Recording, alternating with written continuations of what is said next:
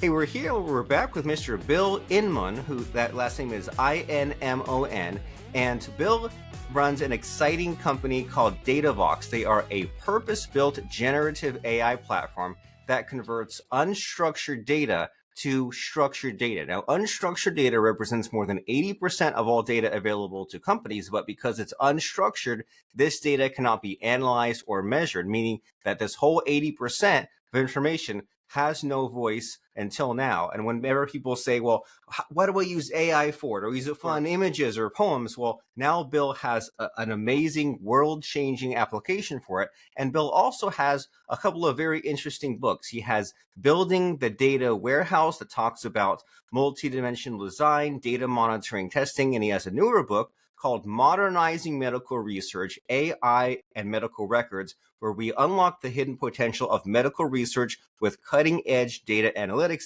and it ties back into Datavox and this unstructured and structured data concept. So, Mr. Bill, glad to be speaking to you. Excited to dive in. Thank you. Welcome. I'm glad to be here. Glad to have you. And so, what did I leave out there? Yeah, what is there to know that we did not cover? Well, I can give you one quick anecdote. I don't want to dwell on it, but I started my career as a professional golfer, and I used to play golf with a gentleman named called Lee Trevino. If you've ever heard of him, he's won the U.S. Open twice. He's won the British Open twice. He beat Jack Nicklaus in a playoff, and but then I got tired of starving to death because I was good enough to get into golf tournaments, but I wasn't good enough to win anything at golf tournaments. And so one day I decided to do something useful and become a technician. Okay, so yeah, you were stuck in that middle ground. You said, hey, I need to pay the bills. I need to change the world in a different way. And so what has that led to? What's this amazing AI technology? Well, a while back, I sat down and pondered a question, and that question was, why do corporations have tremendous amounts of data they pay no attention to? And that data that they don't pay attention to is in the form of text. And it's really funny how corporations avoid text when there's a tremendous amount of business value waiting for them there.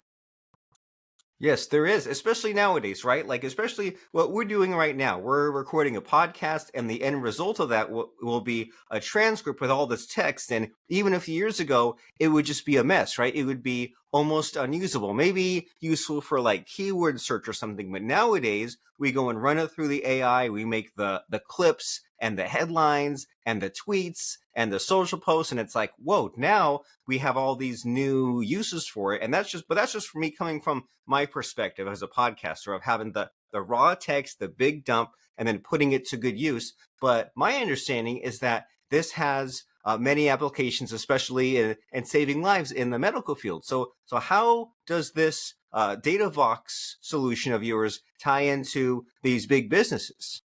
Well, in particular, in the world of medicine, most medical records have doctor's notes attached to them. And in the medical record, doctor's notes are, quite frankly, one of the most important parts of the medical record. However, because they're in the form of text, they can't be analyzed in any great volume.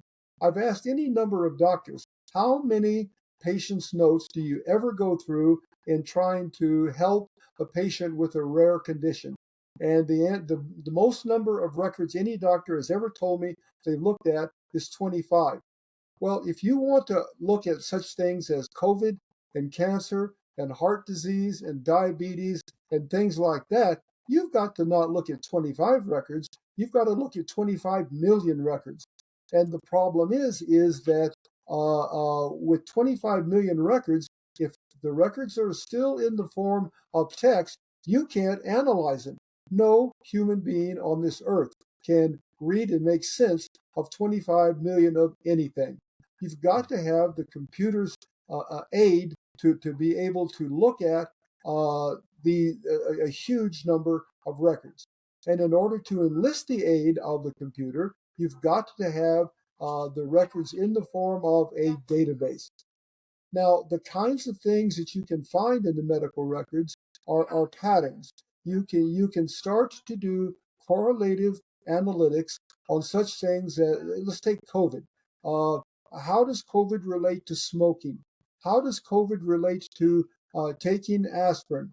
Do men that take aspirin have a different experience than women who take aspirin with COVID? And by being able to look in the medical record and find out all of these correlations across millions of records, all of a sudden the medical researcher has insights that they've never had before. And it's those insights that can lead to cures, procedures, and treatments that save people's lives.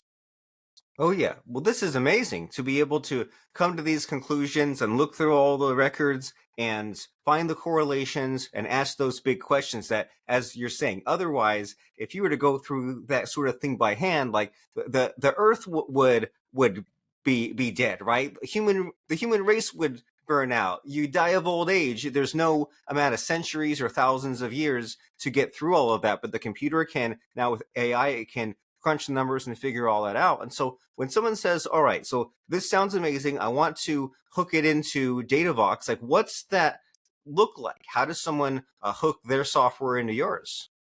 Well, it's actually quite easy. We've gone out of our way to make it very easy to use our technology. We liken the interface to an ATM machine. If you can use an ATM machine, you can use our interface. It does not take technical skills. It does not take consulting skills. All it takes is the ability to simply sit down. The things we ask you to tell us. What language are you going to operate in? How do you identify your output so we know how to identify it when it comes out? What is it that you're looking for, and what records do you want to process?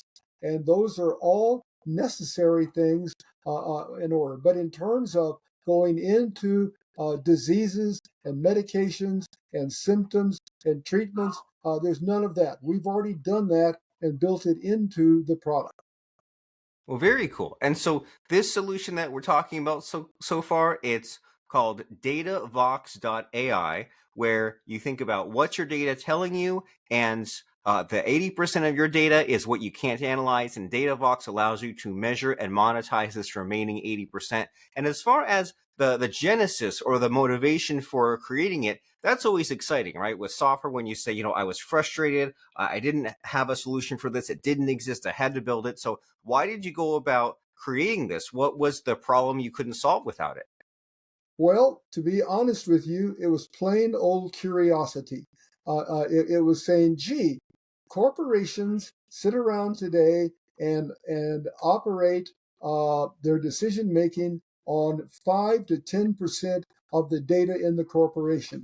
Can't we do better than that? And then why can't we do better than that? And then, gee, what's so difficult about text and language? And so, to be truthful, my motivation for starting was curiosity and tenacity. Curiosity and tenacity. Okay, curiosity and tenacity.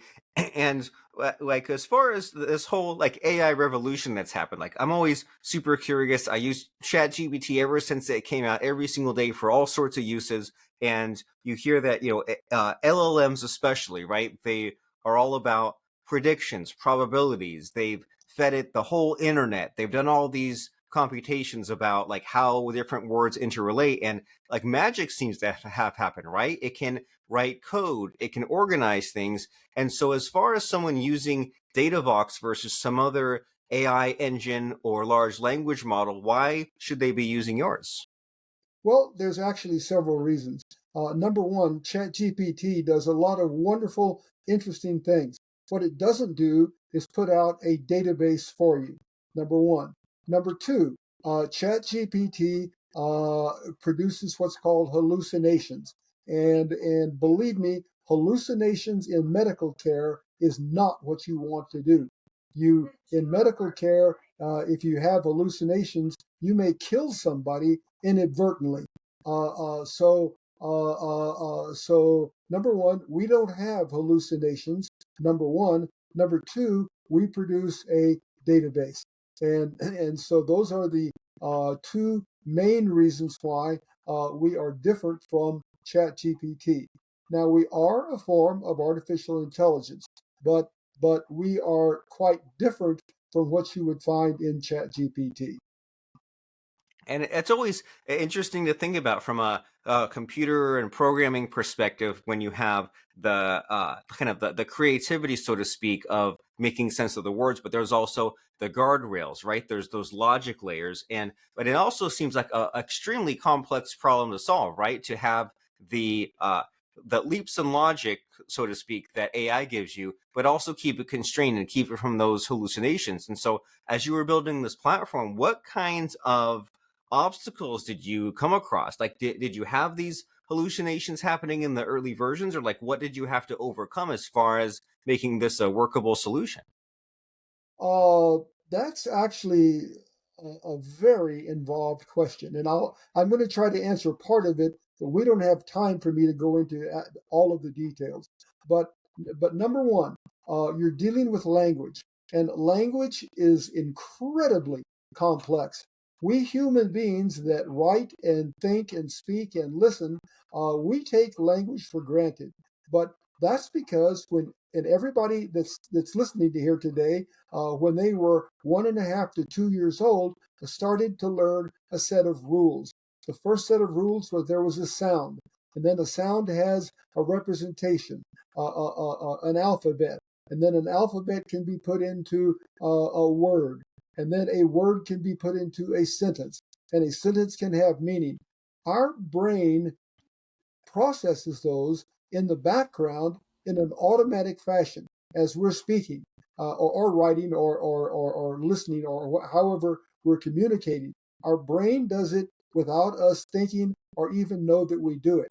But when you go to the computer has essentially none of those rules that are buried, or perhaps a few of those rules that are buried into the computer itself.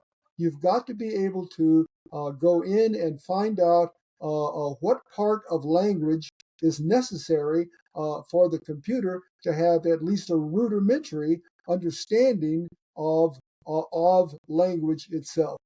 Now, it took us. This is going to be hard to believe, except it's the truth. It took us 20 years to figure out how to go through language and do what's necessary. We were doing this long before ChatGPT ever came onto this earth, and but and gosh knows. Let me give you just one example, a tiny example of the complexity of language. Do you know what the word fire means? And you say, oh, of course I know what the fire means. No, you don't. You don't know what the word fire means because the word fire by itself doesn't mean anything. In order to understand what fire means, you've got to understand the context of fire. Are you talking about a building burning down? Are you talking about pulling the trigger on a gun? Are you talking about your boss getting mad at you and saying you're fired? And until you know the context, you don't know what the word fire means. And that's built into the rules that our brains can understand. But when it comes to the computer doesn't understand that. When the computer sees the word fire, it said, gee, what does that mean? And it's not just the word fire. The whole language is is full of these need for meaning and understanding of context. And then you get, let me give you another little complication. Then you get to the fact that, gee, guess what? English is a great language, but it's not the only language that's out there. There's Spanish and French and Portuguese and Chinese and Japanese and about 250 other languages that are out there. And so there are many. And by the way, what I've mentioned is just the tip of the iceberg. There are many other complications of language that have got to be dealt with.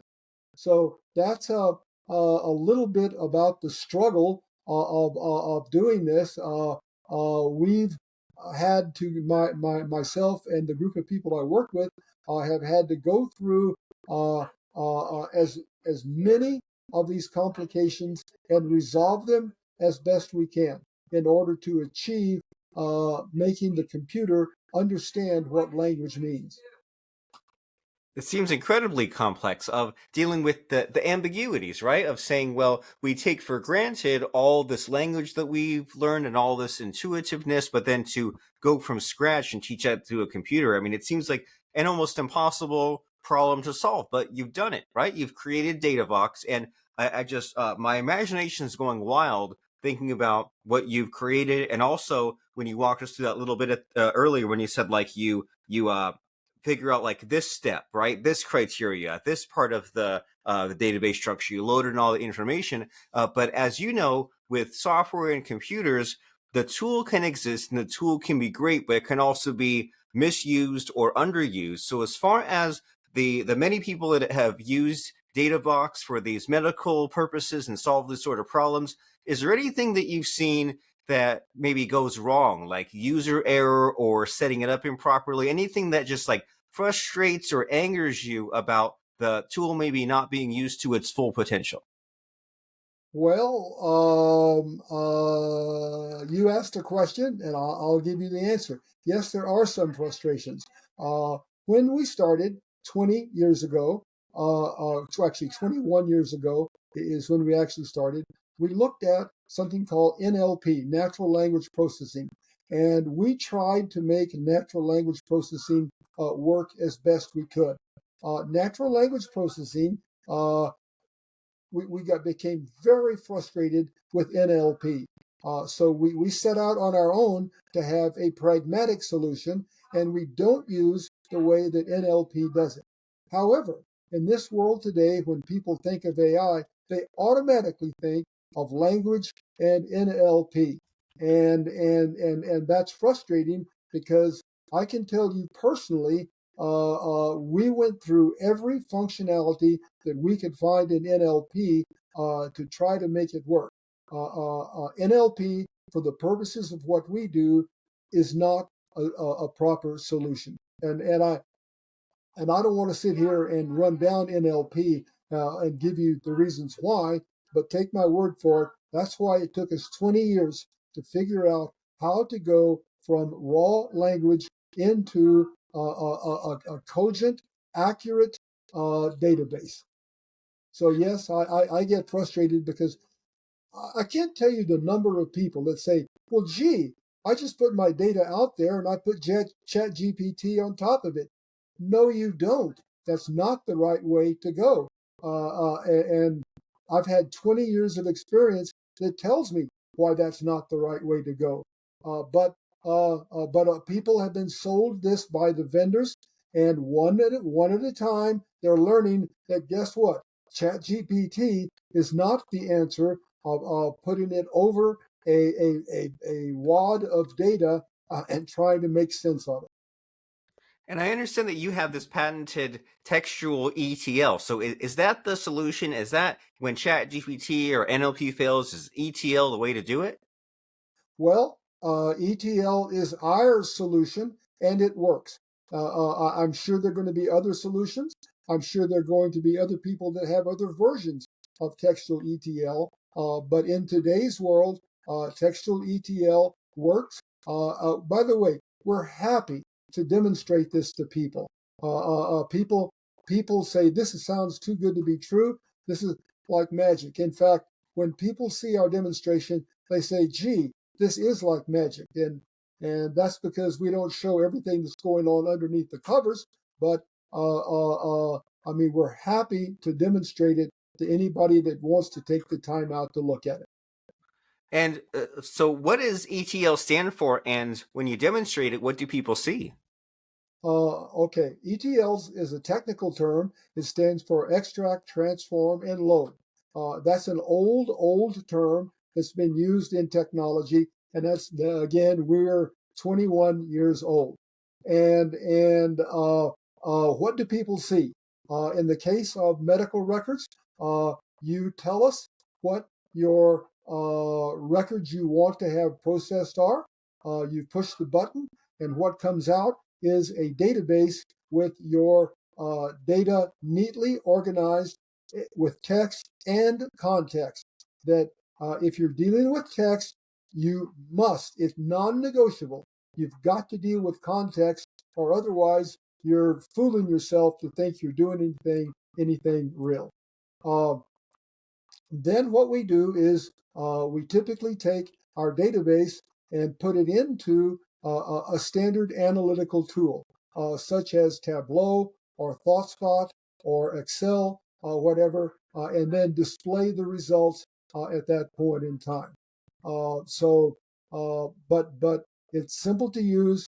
You should point it to your data, tell us what you want to do, and out comes a database that you can analyze. Well, very cool. And when you describe the different ways data can be manipulated, transformed, observed, it's exciting, right? Because at first thought, you're like, oh, okay, well, I can kind of like make columns in a table. But then when you think about the outputs, right? You think about the visualizations. You think about coming to these conclusions, these correlations you mentioned, right? Well, how does COVID and aspirin interact? It seems like an exciting world, right? And you hear always about the funny stories about how like Walmart and their big data said, well, if a tornado happens, people buy more Pop Tarts. That helps us with our decisions, right? You hear about Target. There was a family where the dad found out that the teenage daughter was pregnant because they were showing that in the ads. It's always like, this technology exists, people use it, and it's up to us to get caught up and stay competitive. And we mentioned a little bit that it's been used in medicine, but I also understand that Datavox can work in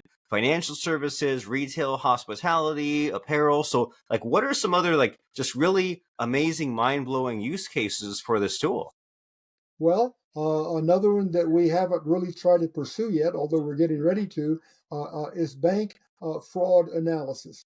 In order for a bank to determine if a document is fraudulent or potentially fraudulent, today they sit there and have human beings read through document after document after document. And to be truthful, probably 98% of the documents are perfectly legitimate, but they've got to be read through. What we can do is read through those documents in an automated fashion and pluck out the documents that are potentially the fraudulent activity against the bank.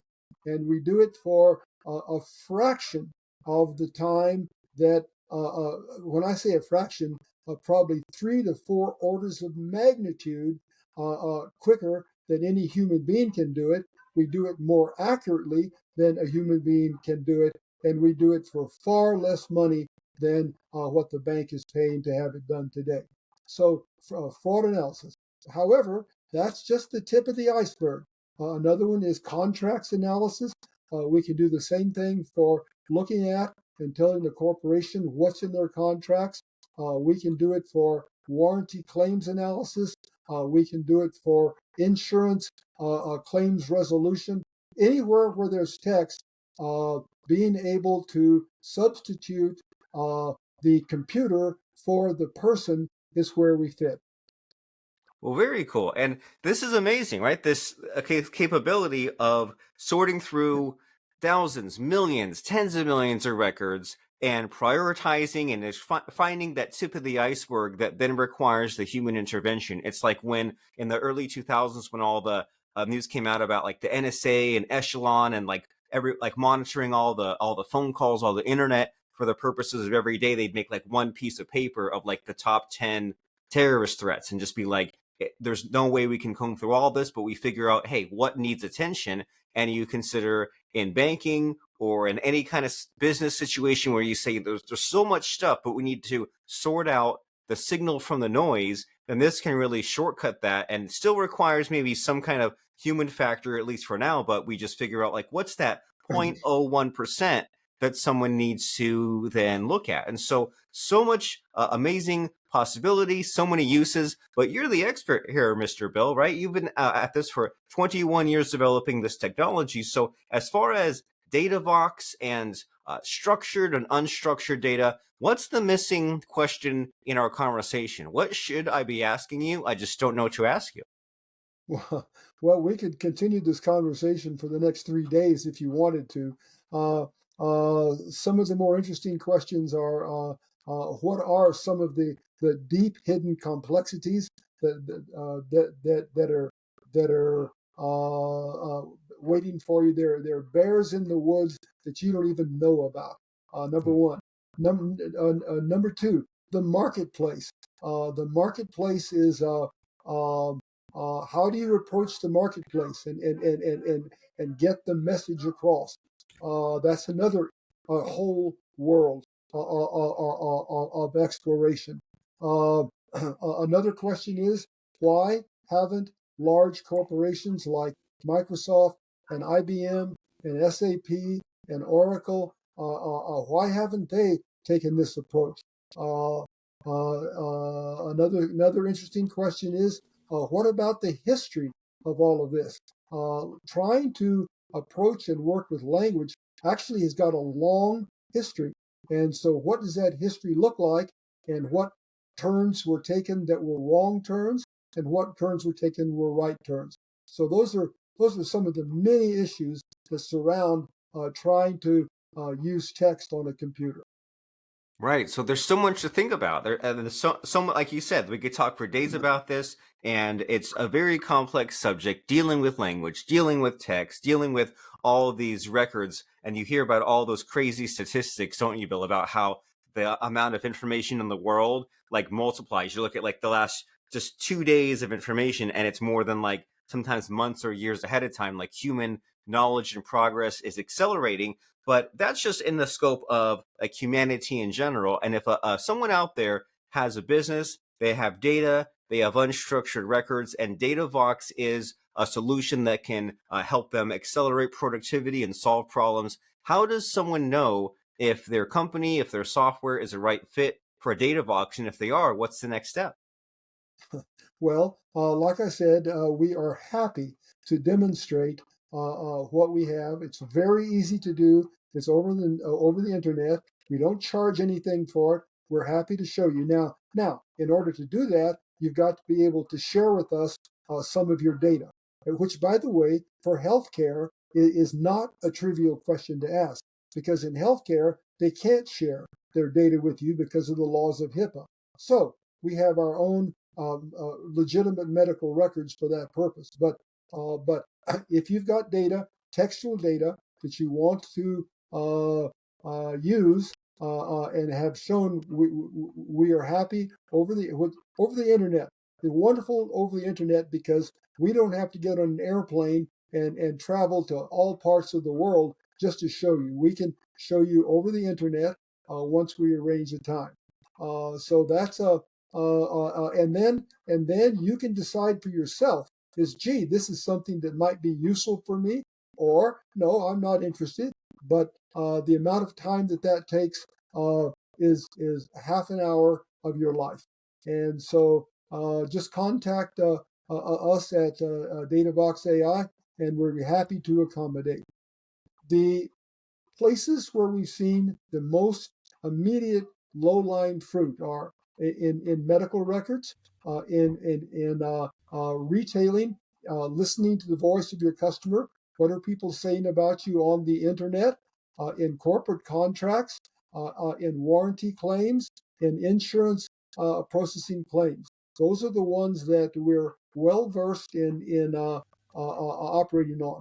But there's a lot of other places and applications where wherever there's text and you've got to try to process the text manually, you should be talking with us.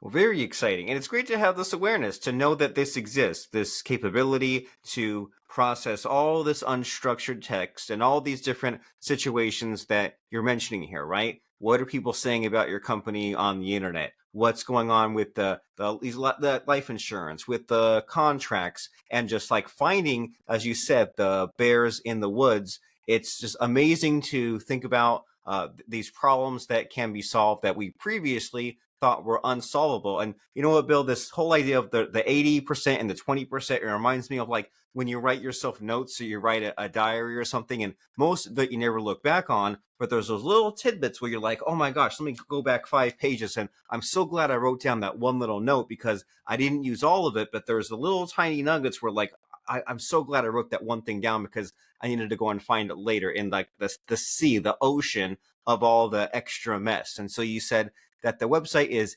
datavox.ai. That's DATAVOX.ai. They work with companies across healthcare, pharmaceutical, consumer, supply chain, and financial services.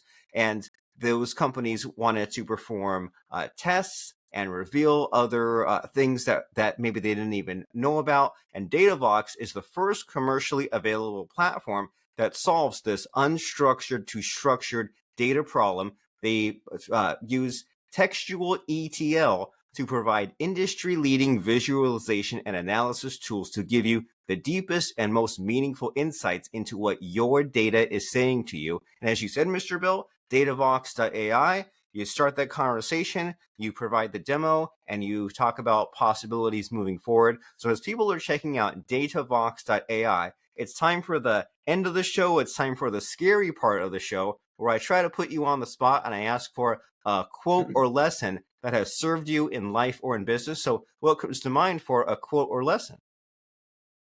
I get asked by college students all the time what they should focus on. And here's what served me well and what I tell them all the time. Whatever you do in the corporation, be involved with business value. Don't be involved with technology for technology's sake. Make sure that whatever you do leads to some business value for the corporation. And if you do that, you're going to be in good shape.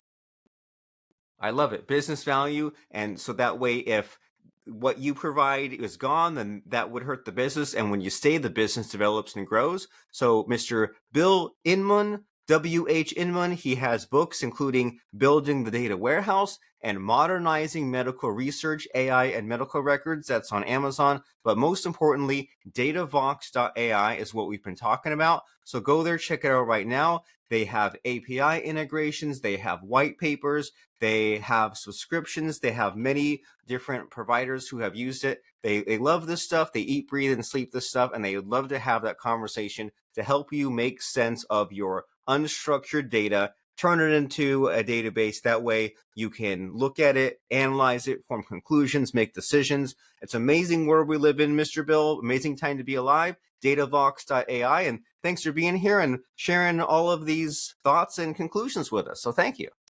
Thank you, Robert. All right. Very